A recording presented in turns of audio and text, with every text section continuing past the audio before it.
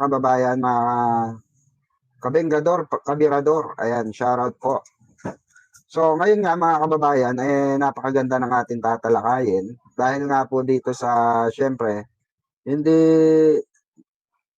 hindi maamin-amin na kasalanan mga kababayan, 'di ba? Yes po, hindi po maamin yung katotohanan. Hmm. Ayan po, palike and share po ng ating live streaming ngayon. Ayan, share lang natin mga kababayan para marami makapanood sa atin. Sa mga kababayan natin. Mintik, La Chica, shoutout po.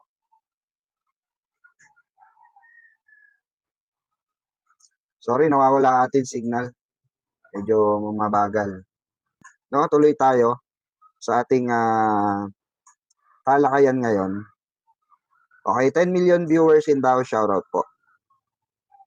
Palike and share po ng ating live. So, ito. So, sisimulan natin mga kababayan dito po sa pinag-uusapan pa rin. No, dito sa Senate, sa Congress na kung saan itong bank account mga kababayan. Oo, na hinihingi no na bank account ni Sara Duterte at meron nga pong side comment si Sara Duterte dito regarding sa pagsumpina ng kanyang bank account. Okay? So bibigyan natin ng reaction to. Ito po play natin .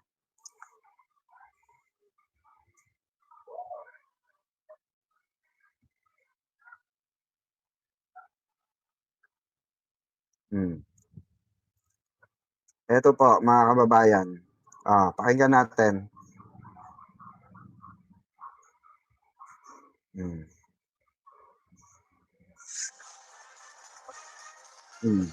Pakinggan natin Ngayong mga kapatid, way abas ni para sa News 5 Bisaya. Posible nga susihon sa Kamara ang bank accounts ni Vice President Sara Duterte sa pagdumuga sa mga impeachment complaint batok kaniya. Ato ni House Justice Committee Vice Chairperson Abel Zamora, dili sakop sa bank secrecy law ang impeachment proceedings. Busa mahimo nilang susihon ang bank records sa Vice Presidente. Usa sa mga grounds sa reklamo mao ang giingong may hindi nakakaintindi. Iano natin. Sakop ng bank secrecy law ang impeachment cases. Kaya ayon kay House Justice Committee Chairperson at matang sa Second District Representative Jervy Luistro, walang hadlang para maisabina ang bank records ni Vice President Sara Duterte. Correct. Oras na umpisa na ang pagdinig sa impeachment cases. Totoo. One of the exceptions or the exception to the bank secrecy law is impeachment cases, no? Because this is the only avenue by which the complainant can look into and in fact avail of the bank records for the purpose of presenting them before the Justice Committee, no? I believe that there will be no hindrance, no? Correct. Gugulong na ang 10 calendar days at mayroon na lamang hanggang March 16 si VP Duterte para isumite ang tugon nito sa Kamara. Samantala, hinamo naman ni VP Duterte ang mga nag-aakusa sa kanyang tukuyin kung ano ang umano'y unexplained o hindi maipaliwanag na yaman sa kanyang statement of assets, liabilities, and net worth o SALNs. Yung ano daw yung yaman or liabilities na inaakusa sa kanya kung meron ba. Kung matatandaan po natin mga kababayan, kung matatandaan lang natin, baka nakakalimutan nyo yung panahon ni Duterte nung hearing po sa Blue Ribbon Committee at dito po sa Quadcom nung panahon na yan. Nung iniimbestigahan din si Digong sa ICC, okay? Regarding dun, inilatag po ni Senator Sonny Trillanes yung mga ebidensya. Inilatag po yung mga bank account, okay, na pumapasok sa kanilang pera, remember po. At yun din yung ginagamit dito na sa usapin ng impeachment trial or impeachment complaint labang kay Sara Duterte. Dito po sa bank niya, okay? At dun sa mga assets niya and liabilities niya. So katunayan po 'yan na kung totoo o hindi totoo yung sinasabi ng mga nag-aakusa or nag-file sa kanya ng complaint. 'Di ba? Anong reason para tumanggi? 'Di ba? Actually, pabor nga 'to, eh, win-win situation siya rito, eh, 'di ba? Kung tutuusin, mga kababayan, kung wala talaga siyang itinatago, win-win situation siya rito. For example, ako, mga kababayan, iniimbestigahan ako, 'di ba? Kung ako ba ay, meron tagong yaman or may mga pumapasok sa aking pera na galing sa mga drug lord, 'di ba? Inaakusahan ako ng gano'n, for example. Oh, alam ko sa sarili ko, walang katotohanan 'yon, 'di ba? So papayag ako. Ba't ako matatakot? Win-win situation sa akin 'yun kasi masasampal ko sila ng katotohanan. Tama ba? Am I correct? Make sense ba yung sinasabi natin dito? Kasi mga kababayan, kung sabi nga natin, eh, kung ikaw ay hindi guilty, supposed to be dapat papayag ka no matter what happen. Kasi nga alam mo sa sarili mo, eh, hindi ka guilty, more or less. Kaya hindi ka pumapayag, 'di ba? Na isumite ang ano mo, ang bank accounts mo or ipa-open lahat ng bank accounts na nakapangalan sa'yo, eh merong napasok talaga na anomalya or may napasok na malalaking pera diyan sa bank account mo na ayaw mong ipaalam sa publiko. Tama, mali? Oh. Yun nga yung sinasabi natin, mga kababayan. Sabi nga nung mga ibang DDS dito, 'di ba, na nanonood sa atin, bakit lagi si BP Sara? Bakit lagi ang mga Duterte? No, it's not Duterte all the time. Sabi nga natin, mga kababayan, merong karapatan, okay, ang bawat sinong Pilipino na maghain ng sampa ng kaso or impeachment complaint labang kay Pangulong Bongbong Marcos. 'Di ba? Sinabi na natin 'yan, pero bakit hanggang ngawa lang ang mga pro Duterte? Bakit hindi niyo kasuhan si President Bongbong Marcos, 'di ba? Oh, kung sa tingin niyo merong pagkakasala si PBBM, eh willing naman si PBBM harapin lahat 'yan kung sakaling merong ihahain laban sa kanya. Oh, ultimo nga yung impeachment complaint laban sa kanya, ano sabi niya? Sige po, harapin ko po 'yan, pero idaan natin sa tamang proseso at naandyan yung mga nasa baba para mag-ano niyan, 'di ba? Patunay niyan at niyan, 'di ba? Magpatotoo niyan yung mga naghain ng impeachment laban kay PBBM. Pero walang grounds, wala silang naibigay na ebidensya regarding sa pera, regarding sa GAA, regarding sa public trust, 'di ba? O regarding diyan sa mali-maletan sinasabi, 'di ba? Oh, wala nga, eh, wala ngang ebidensya, eh, na naipakita, eh.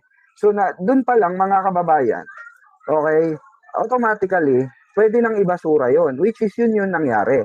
Ang pangit dito, Duterte, 'di ba, pag sila na ang pinatutungkulan or sa kanila na ang baksak ng kaso, ang lagi po nilang sinasabi, mga kababayan ko, eh, pulitika raw.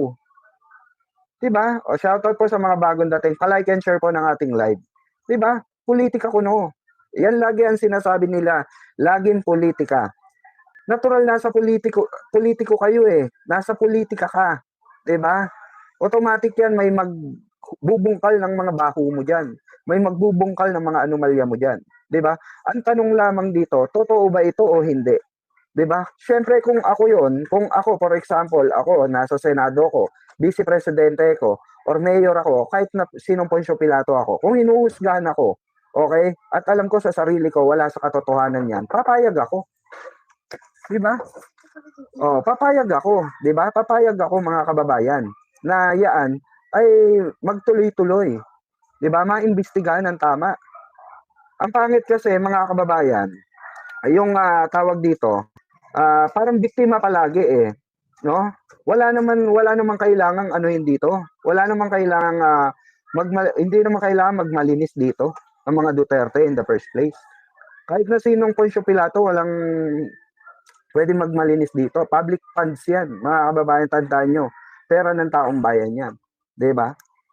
So hindi natin sinasabi rito na ang Pangulo safe na sa mga ganyang klase ng kaso. Of course, 'di ba? Kung merong maikakaso sa ating mahal na Pangulo, di magkaso, 'di ba? Walang problema roon. Walang kaso doon. 'Di ba? Wala pong problema kay Pangulo 'yan. Sinasagot niya bawat akusasyon sa kanya, 'di ba? Kung kaya niyong ipakulong, why not, 'di ba? Ipakulong niyo. 'Di ba? Pakulong niyo. Ang tanong, 'di ba? Si Sara Duterte ba exempted? Do you think exempted si Sara? 'Di ba, hindi po exempted si Sara. Okay. Bakit hindi exempted? Okay? Bakit po hindi exempted? Ito, may paparinig ako sa inyo. Mismong kabataan rin, Hmm. Mismong bata pa rin po ang sumagot. Oh, ayan. Oh. Sir, ano hapon mo sa kanya sa impeachment? Guilty or not guilty? Ay, guilty. Bakit guilty? Hmm. Guilty or not guilty? Guilty.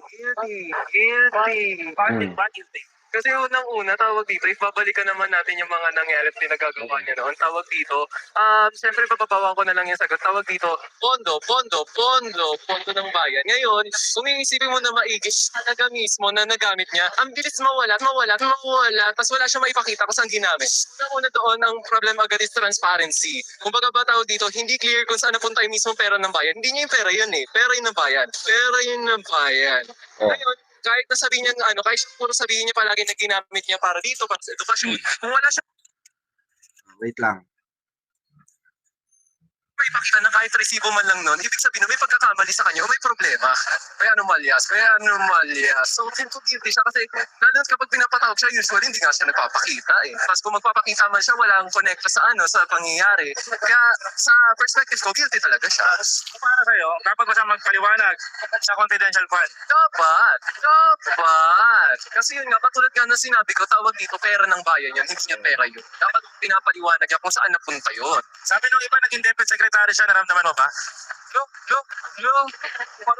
Parang umupo lang siya, tapos parang nilinisan niya, pinainit lang yung upuan, tapos tumayo na siya, gano'n. Wala naman nangyari, di nga namin dama. At mo sa presidente na masahe mo? Huwag na, tigil niyo na yan, wala na nga nangyari.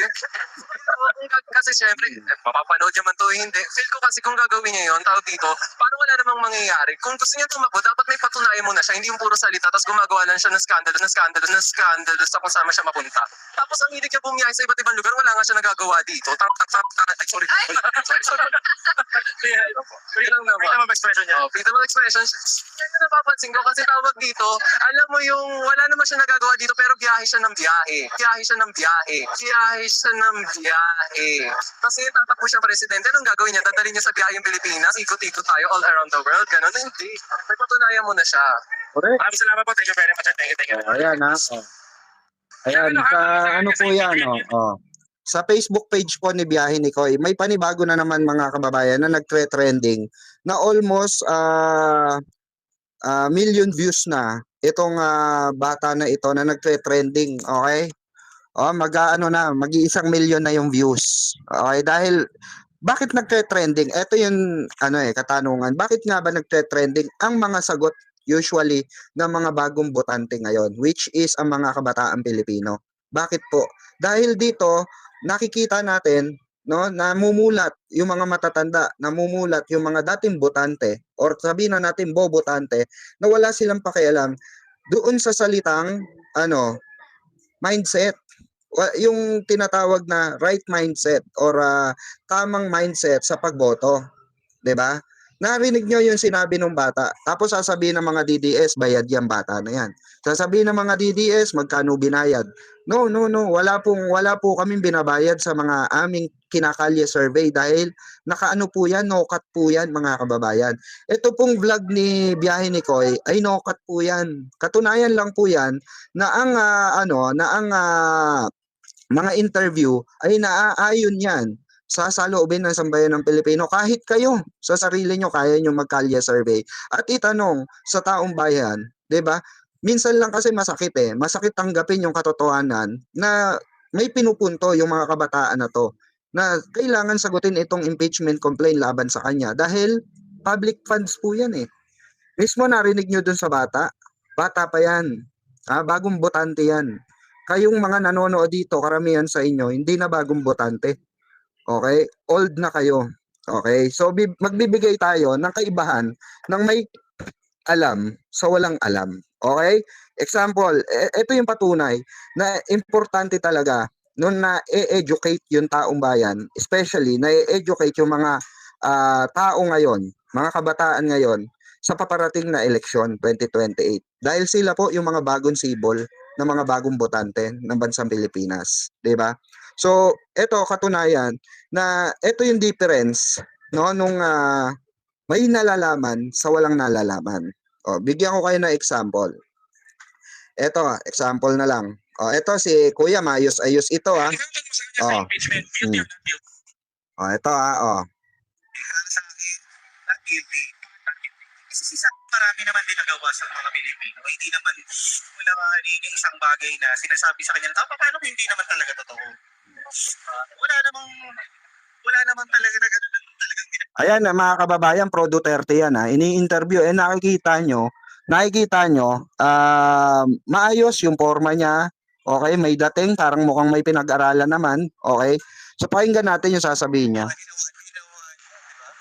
Wala naman silang sapat na patuloy hanggang ngayon, hindi naman di ba? Hindi lang sa akin po, yun ang opinion ko. Hindi ka ng halimbawa nagawa ni Sakto.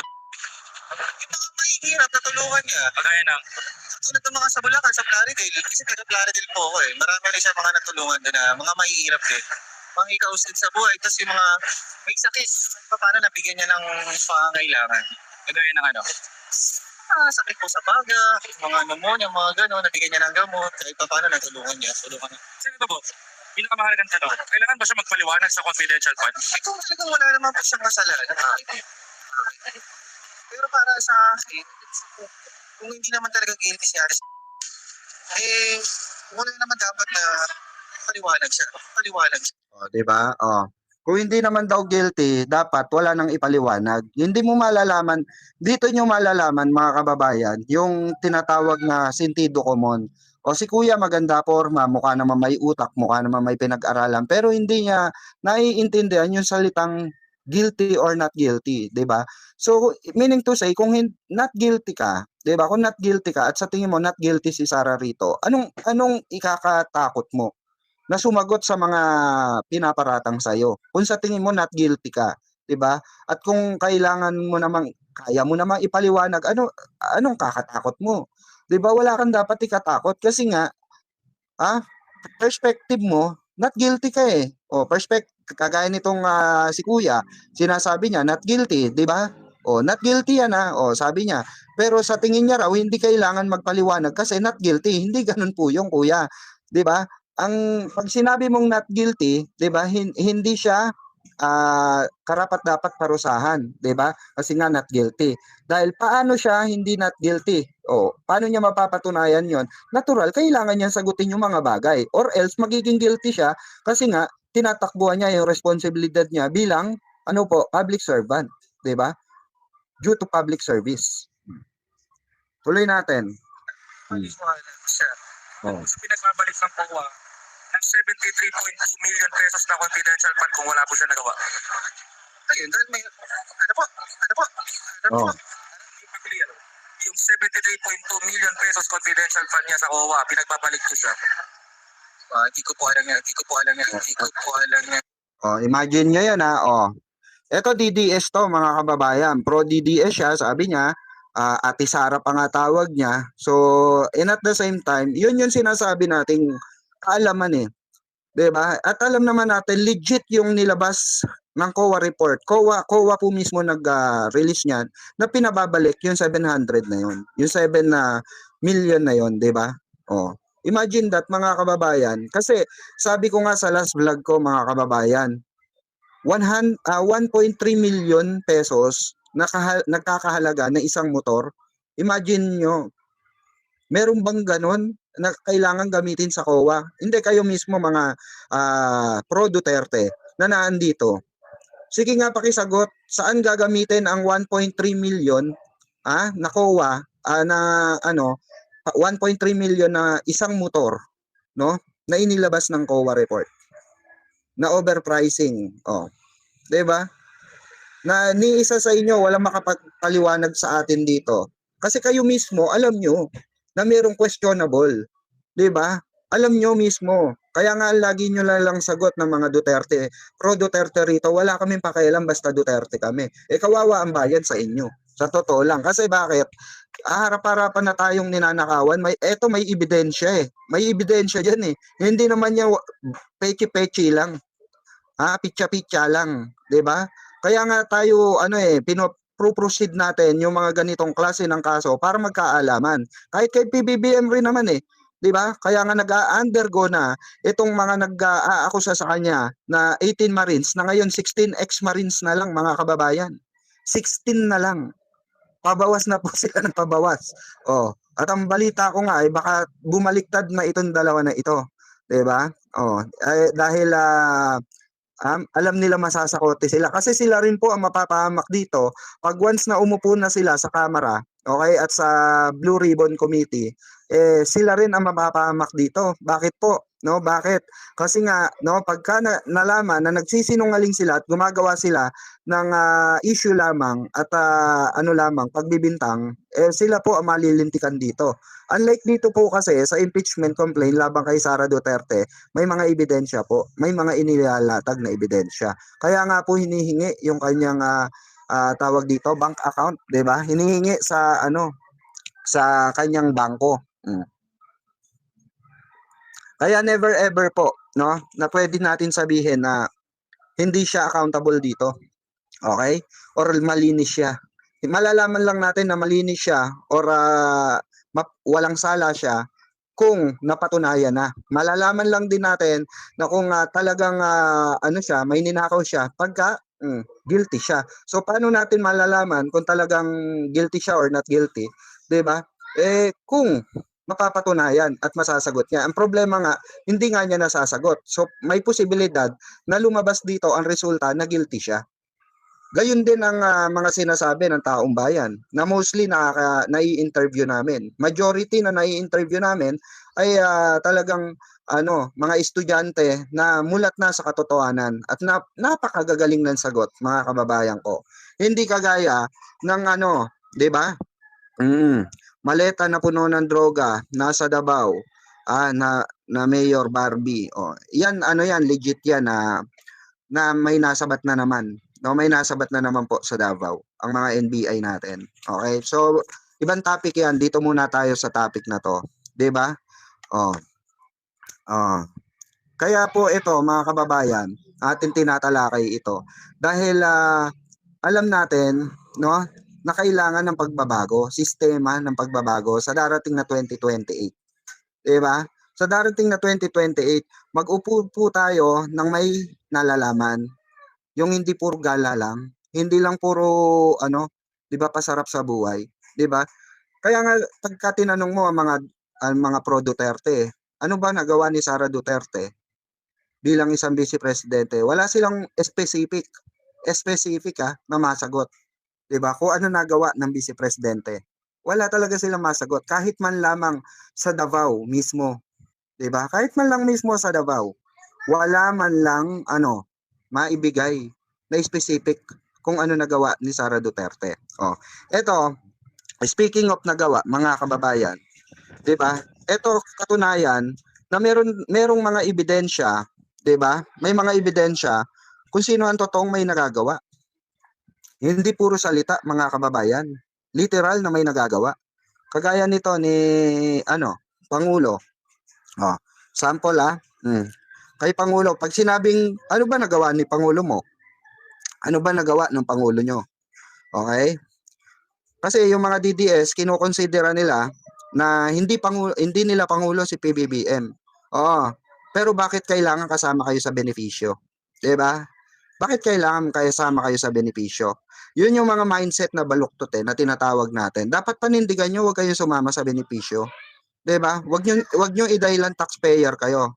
'Di ba? Wag nyo idahilan na pera namin yan ano namin yan natural lang. Tapos pagka kung sino maging pangulo, babatikusin nyo pa rin. Hindi pa rin kayo susunod. Ako personally sabi ko nga, kung sino man ang manalong presidente sa darating na eleksyon, ko yan, tawag dito, irerespeto ko yan. Bakit? Nagluklok dyan taong bayan Diba? Taong bayan nagluklok dyan Anong karapatan ko para questionin yun?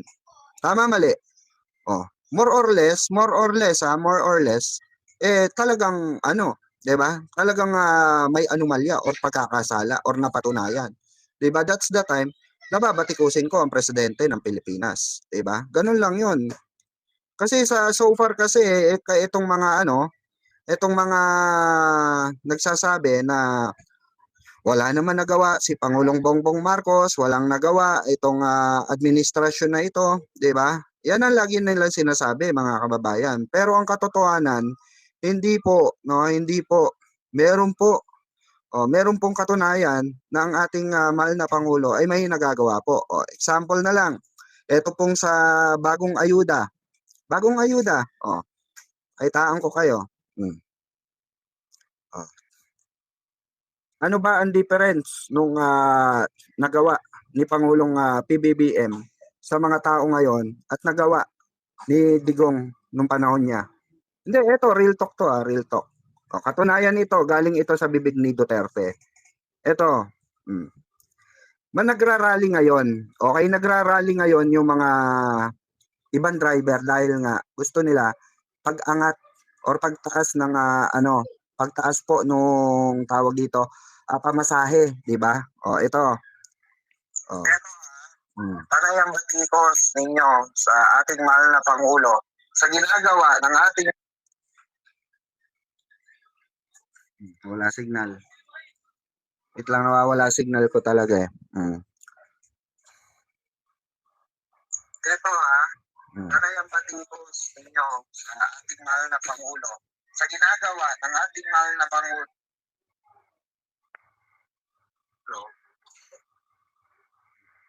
Mahal na Pangulo, na kesyo, hindi itaas ang presyo ng ito panay ang batikos. Unknowing prices of essentials and prime. Ibigay na nga yung inyong ayuda.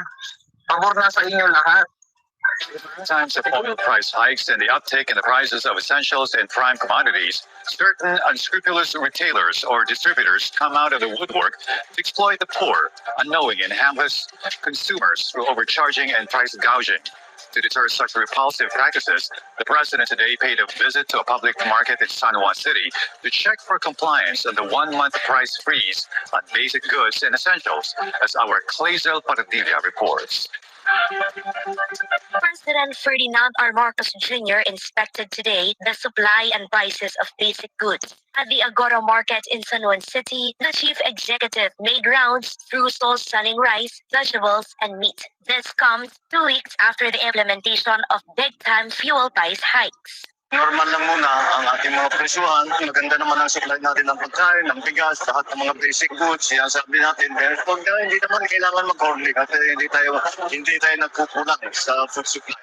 Ito, ang pagpunta namin dito para tiyakin na ang presyo na ating ibinigay sa ating mga market vendor ay talagang sinusundan. According to the Department of Trade and Industry, manufacturers have committed to freeze prices of basic goods such as coffee, noodles, and canned products. At least for the next 30 days, wala po tayong price increase for basic necessities and prime commodities. So there's no need for people to panic. We can't guarantee because of the worldwide crisis that's happening now that's beyond their control. Consumers, however, are already feeling the strain on their budgets, especially on rice. Yung 54 po na binibili ko ay naging 62 na po. Mabigat po para sa aming apat. Kasi yung dati po na nakaka 10 kilos po ako, hindi ko na po nabubuo na 10 kilos. Kada weekly tumataas ng piso.